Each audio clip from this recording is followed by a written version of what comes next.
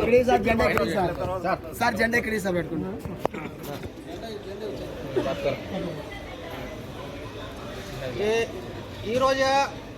OPS Hindi में बोल भाई। आज हम लोग जितने सारे लोग यहाँ पर जो उपस्थित हुए हैं, जितने भी एम्प्लॉई हैं 2004 के बाद में, वो सभी लोग जो है कि न्यू पेंशन स्कीम में आए हुए हैं। और न्यू पेंशन स्कीम में बहुत सारी खामियां हैं। उसके बाद भी कोई करेक्शन कर करके यूपीएस लाया गया, उसमें भी कोई सुटेबल नहीं बैठ रहा है। ऐसी स्थिति में हम सब लोगों को ओपीएस ओल्ड पेंशन स्कीम ही बहुत जरूरी है। कारण क्या है कि जो लोग एनपीएस के तहत रिटायर हुए हैं, उनकी पेंशन बहुत ही कम है, 4 से 5 हज़ार, किसी का 3 हज़ार, 4 हज़ार, 5 हज़ार से ज़्यादा नहीं हो पा रहा है।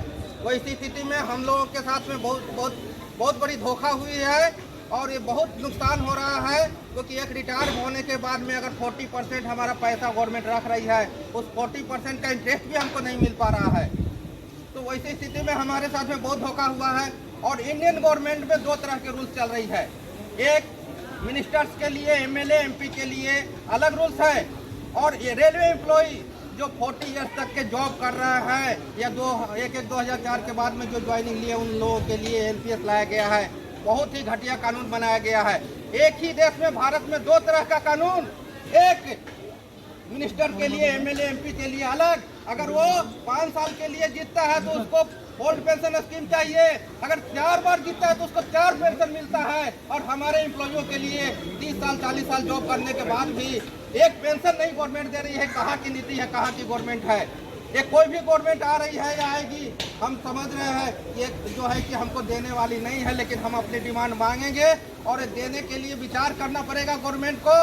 हमारा NFI general secretary Mary Raghuvaiah sir ji ने ये डिमांड हमें रखी है पूरी तरह से कि हमें ओल्ड पेंशन चाहिए।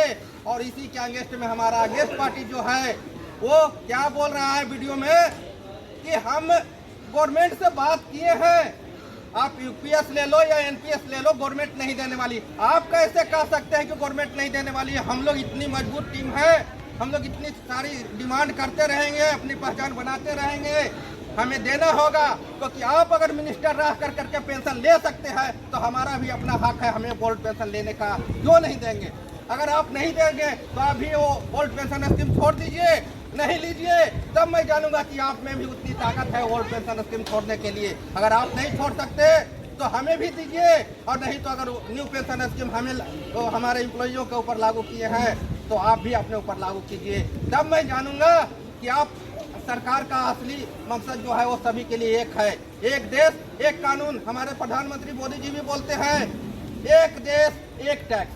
तो एक देश एक पेंशन क्यों नहीं हो सकता? सभी के लिए क्यों नहीं हो सकता? करता नहीं करता, क्यों नहीं करता?